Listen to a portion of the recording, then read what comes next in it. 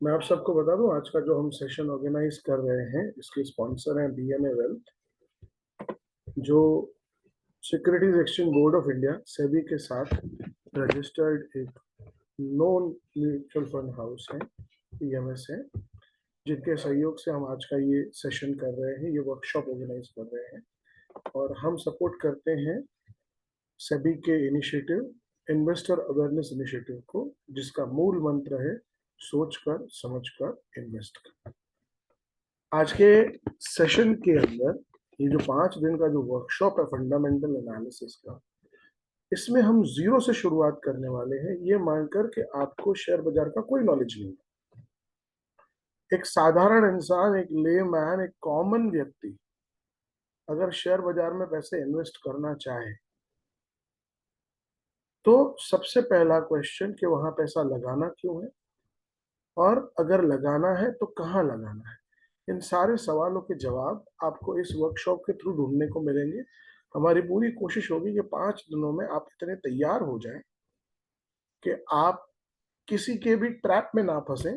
अगर आपको कोई कहे कि भाई ये शेयर खरीदने की इच्छा है मेरी, या इसकी टिप आई है, तो आप उसे कह सके कि रुक जा भाई, हम तुझे 2 मिनट में बताते हैं कि ये शेयर खरीदने लायक है भी या नहीं। आज के जो वर्कशॉप आज से शुरू हो रही है, उसका पर्पस यही है कि आपका फंडामेंटल स्टडी करने का नॉलेज बढ़ जाए। ठीक है। सेशन के दौरान आप लोग इंटरेक्ट करेंगे तो अच्छा लगेगा। मेरी तरफ से मैं इनिशियली सभी को म्यूट कर दिया करता हूँ, फिर जिसको भी बात करनी हो, किसी भी प्रकार का कोई भी क्वेश्चन रेज करना हो, आप सिर्फ हैंड रेज कर देंगे तो मुझे पता चल जाएगा कि भाई आपको क्वेश्चन पूछना है। हम इमीडिएटली आपको अनम्यूट कर देंगे। ठीक है। ये हमारा सिस्टम रहता है यूजुअली, क्योंकि सब लोग एक साथ बोलना शुरू कर देंगे तो भी क्योस हो जाएगा। ठीक है। मैं सबको म्यूट कर रहा हूँ फिलहाल। जिसको भी बात करनी होगी आप हैंड रेज कर पाएंगे। चलिए अब आज का सेशन शुरू करते हैं बिना समय गंवाए। मैं हूं आपका गाइड, आपका teacher Ashok नेवनानी, VP research, Guru portfolio management services. I am MBA in finance from Delhi University, National School of Business Management. I've also completed my CFP, Certified Financial Planner. I'm a SEBI registered investment advisor. ठीक है, शुरू करते हैं।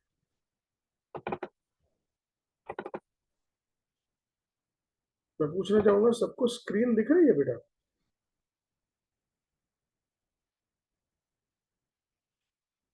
Screen दिख रही हो तो hand raise करेंगे प्लीज। Thank you.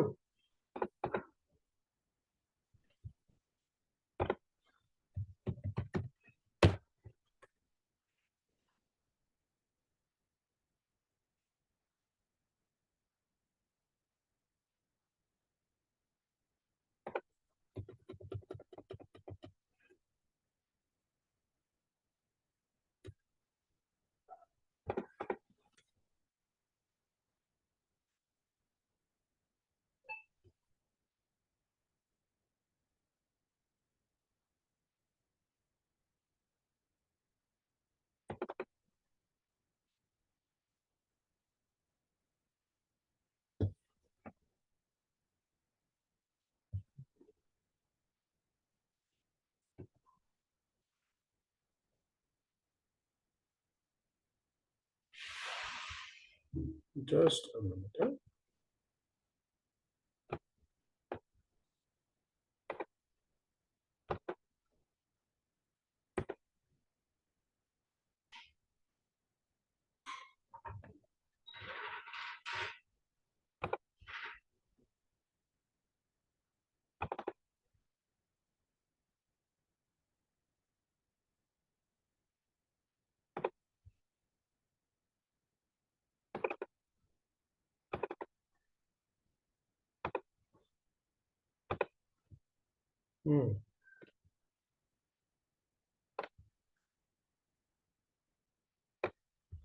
दोस्तों,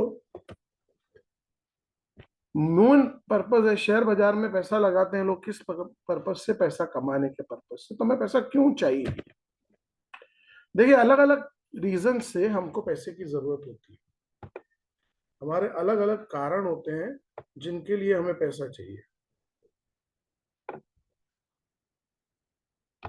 भाई, पैसा चाहिए अपना बिजनेस शुरू करने के लिए, पैसा चाहिए घर या गाड़ी खरीदने के लिए, पैसा चाहिए बच्चे की पढ़ाई के लिए, पैसा चाहिए मेडिकल इमरजेंसी के लिए, पैसा चाहिए रिटायरमेंट के लिए। यानी जिंदगी के हर पड़ाव पर अलग अलग लोग अलग अलग चीजों के लिए पैसा इकट्ठा कर रहे हैं। आप में से किसी को नया बिजनेस शुरू करना है, किसी को घर या गाड़ी खरीदनी है, किसी को बच्चे की पढ़ाई की चिंता है, किसी को डर लगा रहता है कि पापा मम्मी का कभी अचानक से इलाज कराना पड़ गया तो पैसा कहां से लाऊंगा। और कोई है जिसकी उम्र 40-42 हो चुकी है और अभी तक रिटायरमेंट का कोई प्लान नहीं है। जब शरीर साथ नहीं देगा, काम नहीं कर पाएंगे तो कहां जाएंगे? इन्हीं सभी पर्पजेस के लिए हमें चाहिए पैसा। अब देखिए, हमारे देश के अंदर दो तरह से पैसा बचाया जाता है। एक है सेविंग, दूसरा है इन्वेस्टिंग। सेविंग का मतलब है पैसे घर में पड़ी गुल्लक में डाले जाइए, जो पैसे वैसे के वहीं रह जाएंगे, कभी नहीं बढ़ेंगे। दूसरी तरफ है इन्वेस्टिंग, जिसमें आप पैसे को बाहर किसी भी मीडियम में इन्वेस्ट करते हो, चाहे वो बैंक का एफडी हो या शेयर्स हो या कोई जमीन हो, कहीं ना कहीं आप उसे इन्वेस्ट करते हो। तो दो तरीके हैं। अब एक इंपॉर्टेंट पॉइंट पे मैं आता हूं, जिसे इन्फ्लेशन या महंगाई कहते हैं। आप सब जानते हैं, कई बार सुना है लोगों से कहते हुए कि महंगाई बहुत बढ़ गई है। ये महंगाई क्या होती है? पिछले साल जो वस्तु जिस कीमत पे आप खरीद रहे थे, क्या इस साल वही भाव पे मिल पाएगी? नहीं। चीजों के दाम बढ़ते हैं। ये दाम बढ़ना ही महंगाई है, इन्फ्लेशन है। एवरेज हर साल 10 से 11% महंगाई के चलते हमारे जीवन की रोजाना की इस्तेमाल की चीजें महंगी हो जाती है। और हर चीज महंगी होती है। पेट्रोल, अनाज, खाने पीने का सामान, डॉक्टर की फीस, मूवी का टिकट, रेस्टोरेंट का बिल, ट्रैवल करते हुए बस की टिकट, हर चीज हर साल महंगी होती है। एग्जाम्पल देता हूं। लास्ट ईयर जो चीज ऑयल का 1 किलो का पाउच 120 रुपए लीटर लाया करता था, आज उसका भाव 150 रुपए है। कीमत बढ़ गई। अब महंगाई के चलते होता क्या है? अगर आपकी इनकम नहीं बढ़ रही और सामने महंगाई बढ़ रही है, तो आपकी चीजें खरीदने की शक्ति कम होगी, आप कर्ज के चक्कर में फंसेंगे और बुरे फंसते चले जाएंगे। आजकल हम कई लोगों को सुनते हैं कि लोन लिया है। लोन लेना आसान हो गया है ना, हर चीज ईएमआई पे मिल जाती है। मोबाइल फोन लेना है, ले लो ईएमआई पे। ये लेना है, ले लो ईएमआई पे। वो चीज लेनी है, ले लो ईएमआई पे। और उसके चलते हम एक कर्जे के ट्रैप में फंसते हैं। तो उस पैसे को सेव तो नहीं करना है, इन्वेस्ट करना है। तो कहाँ इन्वेस्ट कर सकते हो? बैंक की एफडी में 7 से 9% का रिटर्न मिलेगा। सोने में 10 से 12% का रिटर्न मिलेगा। रियल एस्टेट प्रॉपर्टी में 12 से 15% का रिटर्न मिलेगा। लेकिन एक कंडीशन है, रियल एस्टेट में बड़ा पैसा चाहिए। 10, 20, 30, 50 हजार से वहां कुछ नहीं होने वाला। लोन, अगर आप किसी रिश्तेदार को या नॉन पर्सन को लोन देते हैं तो भी रिस्क है। रिस्क क्या है, कोई बताना चाहेगा आप में से? अगर किसी नॉन रिश्तेदार दोस्त को लोन दे दिया तो क्या रिस्क है? कोई बताना चाहेगा आप में से? Please raise your hand.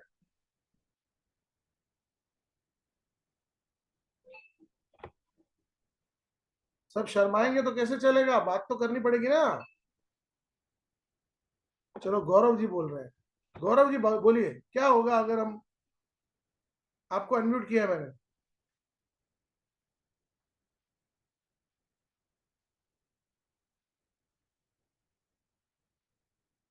Gaurav ji, आप खुद को अनम्यूट कर लीजिए, मैं यहाँ से कर चुका हूँ। हाँ, बोलिए। ओके सर, देकर भूल जाओ। देकर भूल जाओ। पैसे मांगोगे तो रिश्ते भी गए, पैसे भी गए, सब कुछ बर्बाद। तो ये दिक्कत है ना?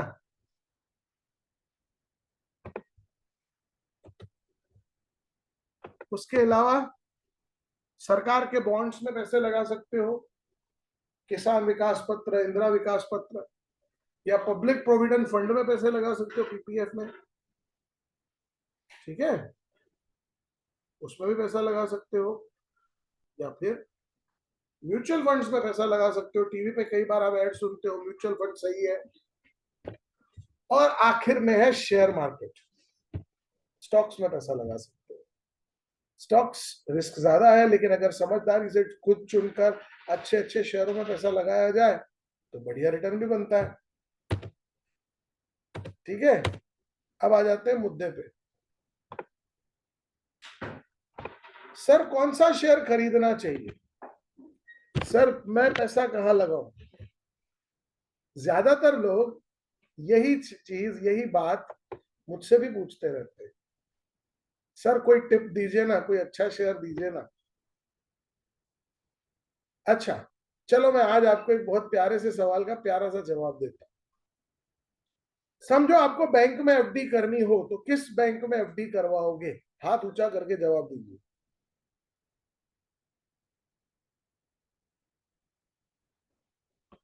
सपोज आपके पास 1 लाख रुपया है और उसको आपको 5 साल के लिए एफडी में रखना है, तो कौन से बैंक में रखोगे? हैंड रेस करना है जिसको जवाब देना हो, फटाफट।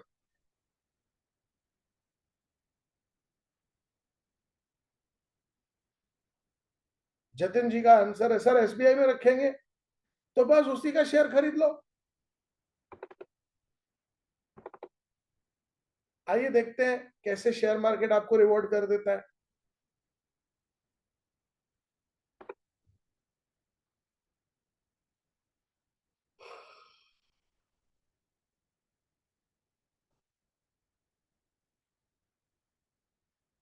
स्क्रीन दिख रही है सबको?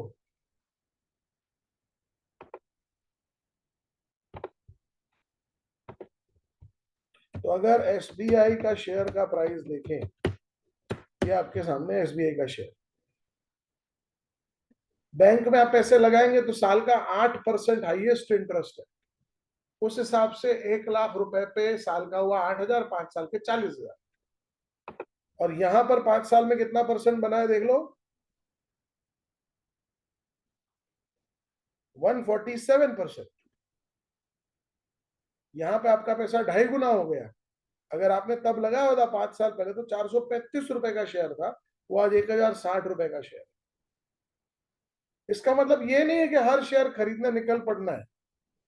मैं आज आपको यही चीज सिखाऊंगा कि हम एसबीआई क्यों चुनते हैं। मेरा फंडा ही इसी पे काम कर रहा है, ठीक है। आइए सबसे पहले समझने की कोशिश करते हैं कि ये शेयर बाजार है क्या। देखो बेटा, दुनिया में अलग अलग सामान खरीदने और बेचने के लिए मंडियां होती हैं। आपको सब्जी खरीदनी हो तो सब्जी की मंडी में जाना पड़ता है। उसी तरह से शेयर बाजार भी शेयर्स के खरीदने और बेचने की मंडी है, मार्केट है, जहां पे लोग शेयर्स खरीदते और बेचते हैं, ठीक है। उसके लिए आपके पास होना चाहिए एक डीमेट अकाउंट। डीमेट अकाउंट की मदद से आप अपने शेयर्स खरीद भी सकते हैं, बेच भी सकते हैं। 1 शेयर खरीदना है, 10 शेयर खरीदना है, 100 शेयर खरीदना है, चॉइस आपकी। अब मेरा पॉइंट ये है कि कैसे तय किया जाए कि कौन सा शेयर खरीदे। 6,000 से ज्यादा कंपनियां हैं शेयर मार्केट में, उसमें से कई कंपनियां बेकार हैं, बोगस हैं, खराब हैं। तो कैसे तय किया जाएगा कि शेयर खरीदे तो कौन सा? आइए समझते हैं।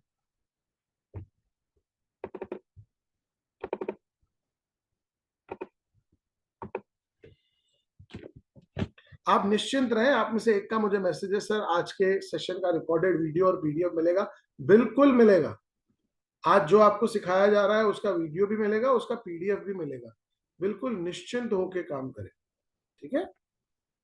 पूरा फोकस सीखने पे रखें, कहीं पे भी कोई भी कंफ्यूजन हो आप निश्चिंत होकर मुझसे पूछ सकते हैं।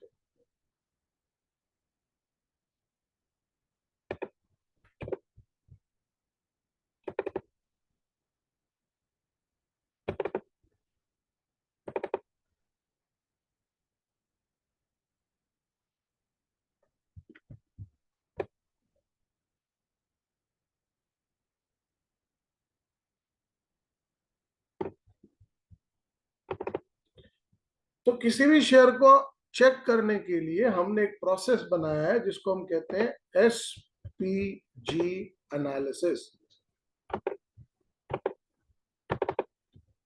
SPG एनालिसिस आइए समझते हैं। बेटा जी, S stands for survival, P stands for profitability, G stands for growth.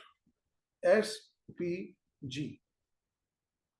अब किसी भी कंपनी में 4 तरह के लोगों का पैसा लगा रहता है। पहले पहले होता है प्रमोटर, यानी वो व्यक्ति जो कंपनी का असली मालिक है, जिसने कंपनी की शुरुआत की। फॉर एग्जाम्पल, रिलायंस के मालिक कौन है? कोई बता सकता है मुझे? Can anyone tell me Reliance के मालिक कौन है? नाम तो सुना होगा टीवी पे इधर उधर कहीं ना कहीं। अंजलि जी से पूछते हैं। अंजलि जी, कौन है रिलायंस का मालिक?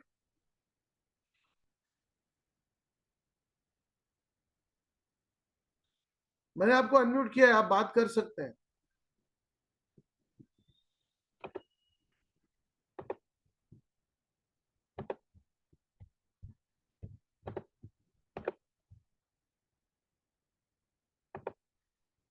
कौन है रिलायंस का मालिक? ए भाई, बात जवाब तो नहीं आ रहा। चलो दुष्यंत जी से पूछते हैं। दुष्यंत जी, रिलायंस का मालिक कौन है? मुकेश अंबानी सर। मुकेश अंबानी। तो वो है कंपनी के प्रमोटर। उसी तरह से अदानी ग्रुप की कंपनियों के मालिक है गौतम अदानी, तो वो हुए प्रमोटर, जिन्होंने कंपनी की शुरुआत की थी। ये लोग हमेशा अपनी कंपनी से जुड़े रहते हैं, ये कभी भी कंपनी का शेयर नहीं बेचते। उसके बाद आते हैं डोमेस्टिक इंस्टीट्यूशनल इन्वेस्टर्स, DII। ये भारत के बैंक्स और भारत के म्यूचुअल फंड्स हैं। ये भी कंपनियों में शेयर बाजार में पैसा लगाते हैं। उसी तरह से फॉरेन के बैंक्स और फॉरेन के इंस्टीट्यूशंस भी, फॉरेन के म्यूचुअल फंड्स भी भारत में पैसा लगाते हैं, उन्हें कहा जाता है FII। और चौथे नंबर पे आते हैं आप और मैं, जिसे कहा जाता है पब्लिक। ठीक है, अब मैं आपसे एक बहुत ही प्यारा और आसान सवाल करने वाला हूं। मुझे आप सबसे रिक्वेस्ट है कि आपका पार्टिसिपेशन मुझे चाहिए होगा। मिसाल के तौर पे मैंने कोई शेयर आज 100 रुपए पे खरीद लिया, 3 महीने में शेयर का भाव हो गया 180 रुपए। मैं क्या करूंगा? मैं रखूंगा कि बेच दूंगा? जी बेच देंगे सर। बेच देंगे, बिल्कुल बेच देंगे। सपोज मैंने नहीं बेचा इस लालच में कि बढ़ेगा, और फिर घट के वो शेयर वापस 100 रुपए पे आ गया,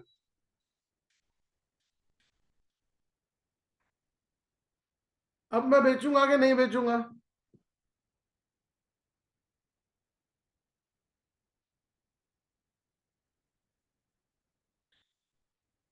जतिन जी, क्या लगता है, बेच दूंगा कि रखूंगा?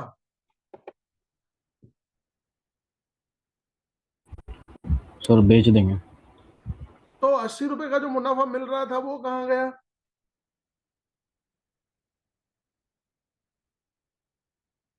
मैं अभी भी नहीं बेचूंगा, मैं उम्मीद में बैठूंगा कि शेयर का भाव बढ़ेगा। उसके बाद वो शेयर घर गिर के 60 रुपए का हो गया, अब मेरे दिल की धड़कन बढ़ गई। अब वो शेयर वापस 100 रुपए पे आया है, मैं रखूंगा कि बेच दूंगा? पेशेंस। हाँ सर, मार्केट में पेशेंस तो रखना पड़ेगा। अब भी पक्का बेच दूंगा। क्यों बेच दूंगा? पता है आपको, शेयर बाजार की एक साइकोलॉजी है, लोगों को मुनाफा कमाने में नहीं, नुकसान कवर करने में मजा आता है। कई लोग सही बात। इस हिसाब से शेयर बेच देते हैं।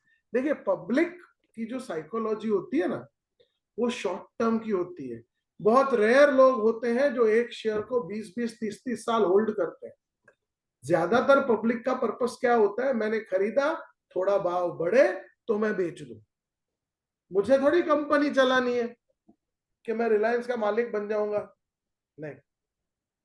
मैं शॉर्ट टर्म के लिए खरीदता हूं, मुझे थोड़ा पैसा बन गया, बेच दूंगा, या तो कम से कम मैं आधे शेयर्स तो बेच ही दूंगा, भाई मेरा कैपिटल तो निकले, प्रॉफिट का जो होना हो सो होना हो। लेकिन क्या आपने कभी सुना है कि मुकेश अंबानी ने अपने शेयर्स बेच दिए? नहीं सर। नहीं सुना, नहीं बेचते। उनका व्यू लॉन्ग टर्म है, उनको पता है उनके शेयर की असली वैल्यू, और वो तब तक नहीं बेचेंगे जब तक उनको वो भाव नहीं मिल जाता जो उन्हें चाहिए। वो रुकते हैं लॉन्ग टर्म। तो किसी भी कंपनी में जब पैसा लगता है, 4 सोर्स से लगता है, जिसमें से 3 सोर्स प्रमोटर, डीआईआई और एफआईआई, ये बहुत लंबे समय के लिए आते हैं, 10 साल 20 साल। दूसरी तरफ पब्लिक का जो व्यू होता है, वो एक तो क्वांटिटी छोटी। आज आप मैं रिलायंस के कितने शेयर खरीदेंगे? 100, 200, 300, 500 शेयर। मुकेश अंबानी के पास लाखों करोड़ों शेयर्स हैं रिलायंस के, और वो लंबे समय तक रुकेंगे। उनका व्यू हमसे डिफरेंट होता है। अब जो मैं कहने जा रहा हूं वो ध्यान से समझना, और बहुत लॉजिक के साथ समझाने जा रहा हूं। आप में से मैं बात करूंगा अब धैर्य जी से। बात कर पाएंगे धैर्य जी?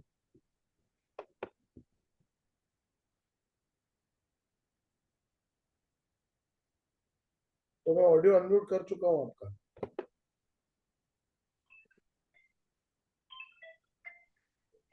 लगता है धैर्य जी से बातचीत संभव नहीं हो पा रही है, तो किससे बात करें? सौरभ भाई से बात कर रहे। सौरभ भाई बात कर पाएंगे? जी सर बोलिए। हाँ जी सौरभ भाई, अब सपोज मैंने एक दुकान खोली है, ठीक है, और मेरे पास जी सर। इतने पैसे नहीं थे कि मैं दुकान खोल सकूं। तो मैंने किसी इन्वेस्टर को बुलाया, उसको कहा कि भाई पैसे आप लगाओ, मेहनत मेरी, पैसे आप लगाओ, मेहनत मेरी, और हम मिलके व्यापार करते हैं। जो भी मुनाफा होगा, हम एक काम करते हैं, 30% मुझे दे दीजिएगा, 70% आप ले लीजिएगा। अब पहले तो मैंने मेहनत की 3 साल, 1 महीने, 2 महीने, 6 महीने, 1 साल, 2 साल। अब 2 साल बाद बिजनेस बहुत अच्छा चलने लगा है, लेकिन मुझे पूरे दिन मेहनत करने के बाद मिलते हैं सिर्फ 30%। क्या मेरा मन लगेगा बिजनेस में? नहीं सर, नहीं लगेगा। दूसरा, बिजनेस में मेरा खुद का पैसा तो लगा नहीं हुआ है, जी सर। तो मैं कभी भी बिजनेस को क्या सोचूंगा कि भाई इसको मैं बंद कर देता हूं, कहीं और अपनी नई दुकान खोलता हूं। जी सर। सही है? जी सर सही है। तो किसी भी शेयर के सक्सेस का सीक्रेट क्या है कि कंपनी के मालिकों का, प्रमोटर्स का, डीआई का, एफआई का वहां पैसा लगा होना चाहिए। They should have skin in the game. अगर कंपनी में पीडीएफ, प्रमोटर, डीआई, एफआई का पैसा नहीं लगा है, तो वो कंपनी का सर्वाइवल खतरे में है। वो कंपनी आज नहीं तो कल उठ ही जाएगी। तो कितना परसेंट होना चाहिए, आइए समझते हैं।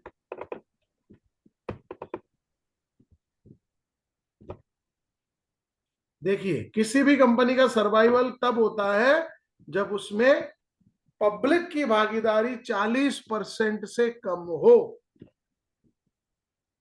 पब्लिक 40% से ज्यादा नहीं होनी चाहिए। अगर किसी भी कंपनी में पब्लिक की होल्डिंग 40% से ज्यादा है, वो कंपनी तहस नहस हो जाएगी, बर्बाद हो जाएगी। मैं आपको उसका एक एग्जांपल्स दिखाता हूं। कुछ एक लिस्ट बनाते हैं, ठीक है, आपको भी पता चल जाए कि आपकी कंपनी इस वक्त अच्छी कंडीशन में है या नहीं। ठीक है, चलो लिस्ट बनाते हैं। आप लोग नाम बोल सकते हैं चाहे तो, कोई भी कंपनी का जिसका आज आपको एनालिसिस करवा लेना हो मुझसे। टाटा मोटर्स। चलो टाटा मोटर्स, कौन सा वाला, पीवी के CV? PV sir, PV. Tata Motors PV, passenger vehicle. चलो, और कोई?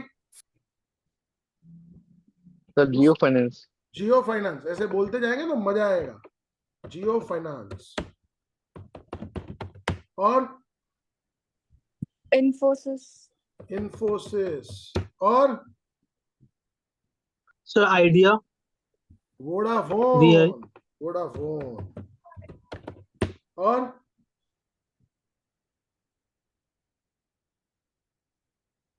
सोचिए सोचिए बताइए। TCS sir, TCS। वो तो हो गई ना, इंफोसिस उस तरह की एक कंपनी। ठीक है। थोड़ी वैरायटी वाली कंपनी लाइए कोई, नहीं तो मैं लिखना शुरू करता हूँ। जैसे जूतों की वेदांता। कंपनी है, Relaxo, Vedanta, HUF. HUL, Hindustan Unilever. हाँ. Very good. Sir Hindustan GMR airport. GMR airport. Very good. चलो HUL, GMR airport.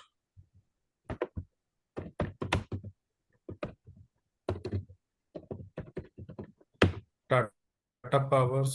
Tata power. चलो भाई, अब कुछ ऐसी कंपनियां मैं भी दे देता हूं जो मेरे एग्जाम्पल को भी सही कर सके।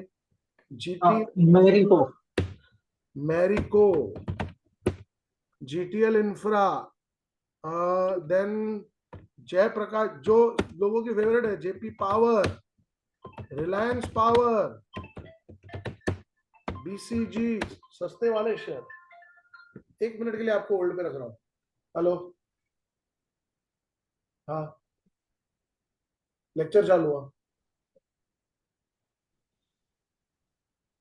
कुछ अर्जेंट आया? हाँ हाँ, सॉरी फ्रेंड्स। हाँ जी। अब इन कंपनियों को चेक करने का तरीका बहुत आसान। मैं समझता हूं आपके बहुत सारे स्टॉक्स होंगे, सुजलॉन, विप्रो, पॉलीकैब।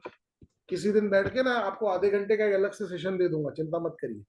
आपके सारे शेयर्स के सॉल्यूशंस दे दूंगा मैं, ठीक है। लेकिन अभी फिलहाल मुझे कुछ एक डिफरेंस दिखाना है आप लोगों को, कि कैसे डिसाइड हो जाता है कंपनी चलेगी या डूबेगी। ध्यान से देखिएगा।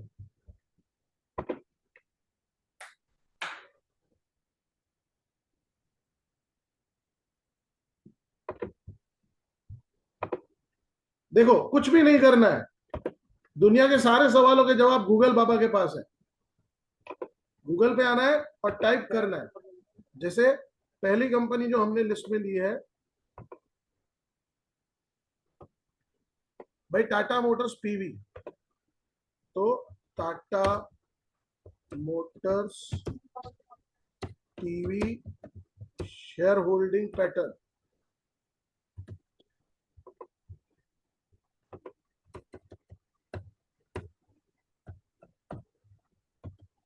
किसका कितना पैसा लगाया हमारे सामने आ जाएगा। 1.7। हाँ जी, पूछिए। दे देते तो ठीक। देखो, ये पहला पहला जो आया ट्रेंड हाँ, लाइन, अपन इसको में क्लिक मुश्किल हो करो। जाएगा। कितने बजे? पक्का ना? देखिए, टाटा मोटर्स पैसेंजर व्हीकल, इसमें ये जो ऑरेंज वाला है वो है पब्लिक। कितनी है पब्लिक देख लो।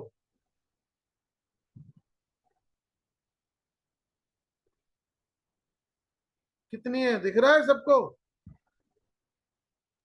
23%। 23%। यानी कंपनी के सर्वाइवल को लेकर कोई क्वेश्चन नहीं है। कंपनी अच्छे से लंबे समय तक चलेगी। लेकिन इसके उलट मैं देखता हूं GTL इंफ्रा।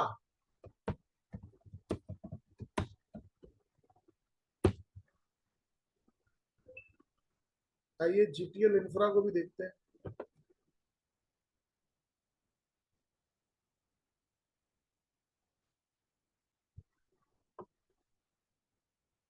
अब इसमें देखिए पब्लिक कितना हो गई है।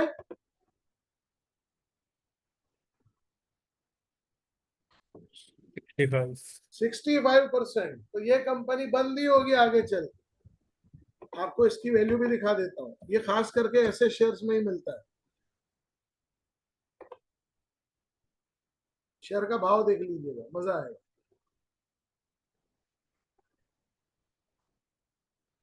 1 रुपया 26 पैसा। क्या ये शुरू से ऐसा था? नहीं। इसके भी बहुत बढ़िया दिन थे, किसी जमाने में ये भाई साहब 100 रुपए तक गए हैं, और फिर बर्बादी ऐसी बैठी कि तहस नहस हो गई कंपनी। किसी भी कंपनी के बर्बादी के पीछे का सिस्टम ही यही होता है, उसके प्रमोटर कंपनी छोड़ के भाग जाते हैं, क्योंकि उन मालिकों को तो पता है ना कंपनी खत्म हो रही है, तो सबसे पहले भाग जाते हैं। आप देखोगे, बाकियों का दिखा देता हूँ, ये देखिए इन्फोसिस,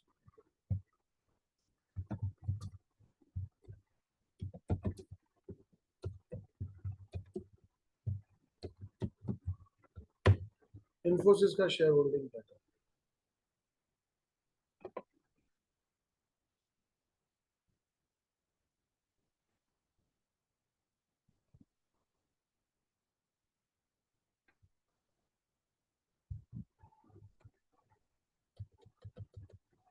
देखो पब्लिक के पास कितना है, सिर्फ 15%, यानी इस कंपनी में सर्वाइवल को लेकर कोई इशू नहीं। दूसरी तरफ आप कोई भी कंपनी हो, सिर्फ उसका सर्च कर लीजिए कि भाई इसके अंदर पब्लिक की होल्डिंग कितनी है।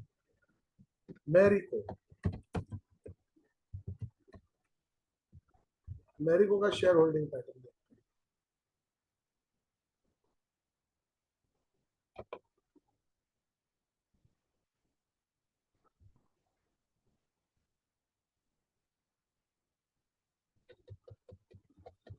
देखिए पब्लिक का सिर्फ 4.5% है, 4.49%, बाकी सब कुछ इन बड़े खिलाड़ियों के पास है।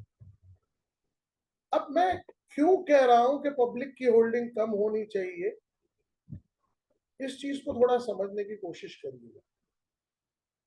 कंपनी के बारे में सबसे ज्यादा जानकारी कंपनी के प्रमोटर्स को ही होती है।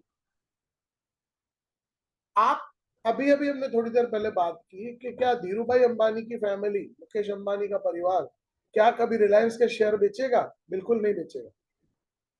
अगर वो बेचना शुरू कर दे, इसका मतलब उनको कुछ ऐसा मालूम है जो आपको पता नहीं है।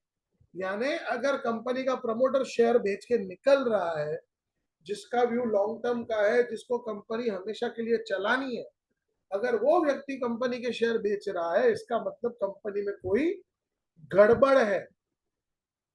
अगर उसको नहीं खरीदना तो तुमको क्यों खरीदना है?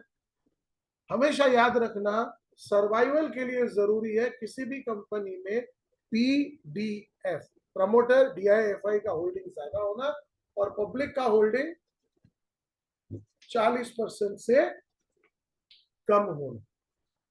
ठीक है, ये थी आज की लर्निंग। हमारे पास कुछ 3 मिनट का समय है। अब आप में से जिसको जो भी क्वेश्चन पूछना हो आप पूछ सकते हैं। गौरव जी पूछिए क्वेश्चन। सर रिसेंटली विप्रो का आया था कि उसमें उन्होंने शेयर्स पिक किए थे हमारे, बायबैक किए थे। Buy back. So will that be good for us to give that और हाउ इट इज? देखो करना आपको चाहिए इस केस आपको में? पैसा मिलता हो तो क्यों ना दिए जाए, मतलब मुझे तो कोई लॉजिक समझ में नहीं आता।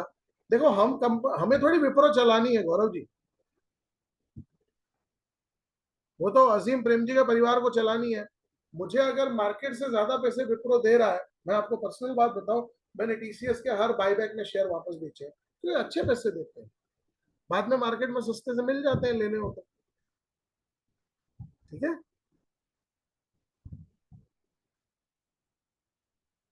सॉरी थकान थोड़ी ज्यादा है। अच्छा, और किसी को कोई क्वेश्चन?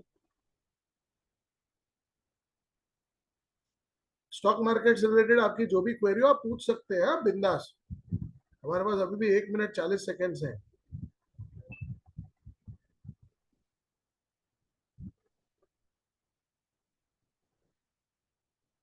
इट सीम्स किसी को कोई क्वेश्चन ही नहीं है। अरे वाह, कैसा बैच प्यारा सर प्यारा है। किसी भी सर किसी भी स्टॉक्स को पिक करने के लिए क्या क्या एनालिसिस कर सकते हैं? पहला पहला सर्वाइवल जो आज आपको करवाया, कल आपको करवाऊंगा प्रॉफिटेबिलिटी और ग्रोथ। आपको जो फंडामेंटल एनालिसिस के नाम पे दी जाती है ना, आरओसी, सीएजीआर, उसको साइड कर दो, वो सब आंखों का धोखा है। नंबर चीटिंग करके डाले जा सकते हैं। जो हम आपको सिखा रहे हैं वो इंपॉर्टेंट चीज है। किसी भी स्टॉक में सर्वाइवल, प्रॉफिटेबिलिटी, ग्रोथ, ये एक बार आप सीख गए आपका काम हो जाएगा। कल आपको प्रॉफिटेबिलिटी और ग्रोथ करवाऊंगा मैं। ओके से स्टूडेंट्स, आज का सेशन यही समाप्त होता है। मुलाकात होगी आपसे कल शाम को 8:30 बजे। Good night. Thank you sir. Thank you sir. Thank you.